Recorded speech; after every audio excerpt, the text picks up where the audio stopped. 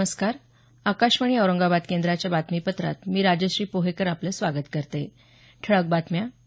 देशाचे 14वे राष्ट्रपती म्हणून रामनाथ कोविंद यांचा शपथविधी. जगभरात शांतता निर्माण करण्यासाठी भारतानं नेतृत्व करण्याचं आवाहन. विधिमंडळाच्या अधिवेशनात दुसऱ्या दिवशीही कर्जमाफीच्या योजनेवर विरोधी पक्षांची टीका. मुंबई महापालिकेच्या 60,000 कोटी रुपयांच्या ठेवी शेतकऱ्यांच्या संपूर्ण कर्जमाफीसाठी देण्याचं शिवसेनेला आवाहन. मुंबईच्या घाटकोपर पश्चिम भागातली 4 मजली इमारत कोसळून 12 जण ठार. आणि औरंगाबाद शहरातल्या सार्वजनिक जागांवर असलेली धार्मिक स्थळं हटविण्याच्या मोहिमेला आजपासून सुरुवात. आता सविस्तर बातम्या.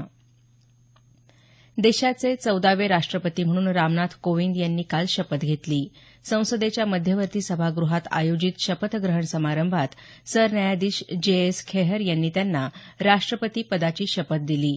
यावेळी राष्ट्रपतींना 21 तोफांची सलामी देण्यात आली. उपराष्ट्रपती मोहम्मद हमीद अन्सारी, लोकसभेच्या अध्यक्ष सुमित्रा महाजन, पंतप्रधान नरेंद्र मोदी, माजी राष्ट्रपती प्रतिभा पाटील, माजी पंतप्रधान यांच्यासह विविध राज्यांचे मुख्यमंत्री, केंद्रीय मंत्री, विविध राजकीय पक्षांचे प्रमुख यावेळी उपस्थित होते. यावेळी केलेल्या भाषणात राष्ट्रपती रामनाथ कोविंद यांनी आर्थिक नेतृत्वासह नैतिकतेचा आदर्श प्रस्थापित करणारा भारत निर्माण करण्याचं आवाहन केलं. जगभरात शांतता प्रस्थापित करण्यासह पर्यावरण संतुलन राखण्याच्या कार्यात भारतानं जगाचं नेतृत्व करावं असंही राष्ट्रपती कोविंद आपल्या भाषणात म्हणाले. संसद सदस्यांना राष्ट्रपतींच्या शपथग्रहण सोहळ्यात उपस्थित राहता यावं यासाठी लोकसभेचं कामकाज काल दुपारी 3 वाजेनंतर सुरू झालं, तर राज्यसभेचं कामकाजही दुपारी 2 वाजेपर्यंत स्थगित करण्यात आलं होतं.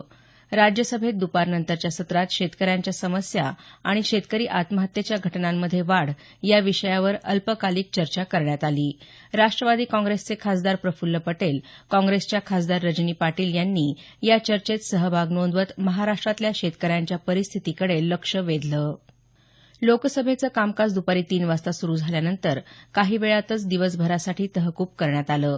काँग्रेस खासदार ज्योतिरादित्य सिंधिया यांच्यासंदर्भात भाजप खासदारांनी केलेल्या विधानावर आक्षेप घेत काँग्रेस खासदारांनी हौद्यात उतरून घोषणाबाजी सुरू केली. त्यानंतर अध्यक्ष सुमित्रा महाजन यांनी कामकाज दिवसभरासाठी तहकूब केलं. दरम्यान काँग्रेसच्या 6 सदस्यांना लोकसभेतून निलंबित केल्याच्या निषेधार्थ विरोधी पक्षाच्या नेत्यांनी संसद भवन परिसरात महात्मा गांधी यांच्या प्रतिमेसमोर धरणं आंदोलन केलं. सरकारच्या विरोधात यावेळी घोषणाबाजी करण्यात आली. सायबर गुन्ह्यांसंदर्भात दोषसिद्धतेचं प्रमाण जाहीर करण्याच्या मागणीसाठी विरोधी सदस्यांनी काल विधानसभेत गदारोळ केला. प्रश्नोत्तराच्या तासात बाळासाहेब थोरात तसंच पृथ्वीराज चव्हाण यांनी हा मुद्दा उपस्थित केला. सायबर सुरक्षा तसंच माहिती तंत्रज्ञान कक्षामार्फत 2014 पासून मे 2017 पर्यंत दाखल 8,108 प्रकरणांपैकी 3,736 प्रकरणात गुन्हेगारांना अटक करण्यात आल्याची माहिती गृह राज्यमंत्री डॉ. रणजित पाटील यांनी दिली. दरम्यान माजी मंत्री एकनाथ खडसे यासंदर्भात चर्चेत सहभागी झाले. सायबर गुन्ह्यांमुळेच आपल्याला मंत्रिपदावरून पायउतार व्हावं लागल्याचं सांगत या प्रकरणी एकाला अटक झाली, त्याला जामीनही मिळाला, मात्र आपली प्रतिमा कायमस्वरूपी डागाळली गेल्याची खंत खडसे यांनी व्यक्त केली. शेतकऱ्यांना ऑनलाईन पीक विमा भरण्याची 31 जुलैची मुदत वाढवून द्यावी अशी मागणी राष्ट्रवादी काँग्रेसचे आमदार राजेश टोपे यांनी केली.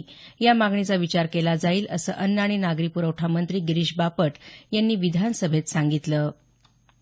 राष्ट्रवादीचे खासदार उदयनराजे भोसले यांच्यावर दाखल गुन्हा तत्काळ रद्द करावा अशी मागणी पाटण तालुक्याचे आमदार शंभूराजे देसाई यांनी औचित्याच्या मुद्द्याद्वारे विधानसभेत केली. उदयनराजे यांना खोट्या गुन्ह्याखाली अटक करण्यात आली असून सरकारनं याची चौकशी करावी अशी मागणी देसाई यांनी केली. दरम्यान खासदार उदयनराजे भोसले यांना खंडणीच्या गुन्ह्यात सातारा जिल्हा न्यायालयानं 14 दिवसांची न्यायालयीन कोठडी सुनावत जामीनही मंजूर केला. उदयनराजे काल सकाळी स्वतःहून सातारा शहर पोलीस ठाण्यात हजर झाले. वैद्यकीय तपासणीनंतर त्यांना जिल्हा न्यायालयात हजर करण्यात आलं.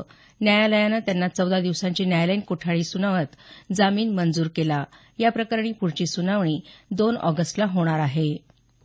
राज्य सरकारनं घोषित केलेली कर्जमाफीची योजना फसवी असून या योजनेचं स्वरूप शेतकऱ्यांना न्याय देणारं नसल्याचा आरोप विधानसभेचे विरोधी पक्षनेते राधाकृष्ण विखे पाटील यांनी केला आहे. सत्ताधारी पक्षानं कर्जमाफीच्या निर्णयावरून सरकारचं अभिनंदन करण्याकरिता सभागृहात मांडलेल्या प्रस्तावाला विरोध करताना ते काल बोलत होते. कर्जमाफीसाठी शेतकऱ्यांनी ऑनलाईन अर्ज करण्याच्या सक्तीवर विरोधी पक्षनेत्यांनी तीव्र आक्षेप नोंदवला. ऑनलाईन अर्जाची अट तात्काळ रद्द करण्याची मागणी विखे पाटील यांनी केली. खरीपाच्या पेरणीसाठी शेतकऱ्यांना 10,000 रुपयांची तातडीची उचल देण्याच्या सरकारच्या घोषणेचा बोजवारा उडाला असून 20 जुलैपर्यंत राज्यात फक्त 3,812 शेतकऱ्यांना ही उचल मिळाली असल्याचं त्यांनी यावेळी सांगितलं. राष्ट्रवादी काँग्रेस पक्षाचे आमदार अजित पवार यांनीही या प्रस्तावाला विरोध करत सरकारवर जोरदार टीका केली. यावेळी बोलताना त्यांनी शिवसेनेला खरंच शेतकऱ्यांविषयी सहानुभूती असेल तर मुंबई महापालिकेच्या 60,000 कोटी रुपयांच्या ठेवी शेतकऱ्यांच्या संपूर्ण कर्जमाफीसाठी द्याव्यात असं आवाहन केलं. हे बातमीपत्र आकाशवाणी औरंगाबाद केंद्रावरून प्रसारित केलं जात आहे. आमचं हे बातमीपत्र newsonair.com या संकेतस्थळावरही उपलब्ध आहे. मुंबईतल्या घाटकोपर पश्चिम भागातली दामोदर पार्कजवळची साई दर्शन ही 4 मजली इमारत काल कोसळल्यानं 12 जण ठार तर 11 जण जखमी झाले आहेत. मृतांमध्ये 3 महिन्यांच्या मुलीसह 6 महिलांचा समावेश आहे. या इमारतीच्या तळमजल्यावर असलेल्या शीतप रुग्णालयाच्या नूतनीकरणाचं काम सुरू असताना ही दुर्घटना घडली. दरम्यान दोषींवर सदोष मनुष्यवधाचा गुन्हा दाखल करण्यात आला आहे. औरंगाबाद शहरातल्या सार्वजनिक जागांवर असलेली धार्मिक स्थळं हटविण्याच्या मोहिमेला आजपासून सुरुवात होत आहे. मुंबई उच्च न्यायालयाच्या औरंगाबाद खंडपीठानं या धार्मिक स्थळांवर कारवाई करण्याचे आदेश प्रशासनाला दिल्यानंतर ही कारवाई करण्यात येत असल्याचं महानगरपालिका आयुक्त डीएम मुगळीकर यांनी सांगितलं. यासंदर्भात आयोजित बैठकीत ते काल बोलत होते. शहरातली 1100 स्थळं अवैध आणि बेकायदा असल्याचं न्यायालयानं सांगितलं असून 4 पथकांमार्फत ही कारवाई केली जाणार असल्याची माहिती मुगळीकर यांनी दिली. राज्यातल्या 24 जिल्ह्यांमध्ये येत्या 1 ते 13 ऑगस्ट या कालावधीत अतिसार नियंत्रण पंधरवाडा राबवण्यात येणार असून या कालावधीत या जिल्ह्यांमधल्या सगळ्या शासकीय आणि निमशासकीय शाळा तसंच अंगणवाड्यांमध्ये हात स्वच्छ धुण्याचं प्रात्यक्षिक दाखवण्यात येणार आहे. या दरम्यान ओआरएस अर्थात जलसंजीवनी आणि झिंक गोळ्यांचं वाटप करण्यात येणार आहे. उस्मानाबाद जिल्ह्यातल्या 622 ग्रामपंचायतींच्या वार्षिक अंदाजपत्रकांच्या तसंच जिल्हा परिषद आणि पंचायत समितींच्या एकूण निधीच्या 3% इतका निधी दिव्यांगांच्या सोयीसुविधांसाठी खर्च करण्यात येणार आहे. जिल्हा परिषदेचे मुख्य कार्यकारी अधिकारी आनंद रायते यांनी ही माहिती दिली. ते काल उस्मानाबाद तालुक्यातल्या वाघोली इथं दिव्यांगांसाठी आयोजित विशेष ग्रामसभेत बोलत होते. यासाठी दरवर्षी 25 जुलैला विशेष ग्रामसभेत दिव्यांगांची नोंदणी करून घेतली जाणार असल्याचं रायते यांनी सांगितलं.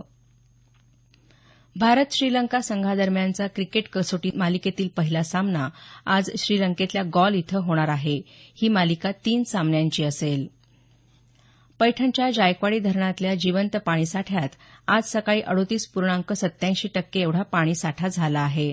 धरणात पाणलोट क्षेत्रातून होणारी पाण्याची आवक घटली असून सध्या केवळ 7,350 घनफूट प्रतिसेकंद एवढी आवक होत आहे.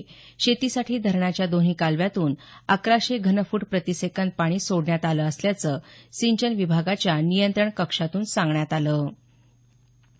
लातूर तालुका येत्या 3 महिन्यात निर्मल करू असा निर्धार जिल्हा परिषदेचे अतिरिक्त मुख्य कार्यकारी अधिकारी महेश कुमार मेघमाळे यांनी व्यक्त केला आहे.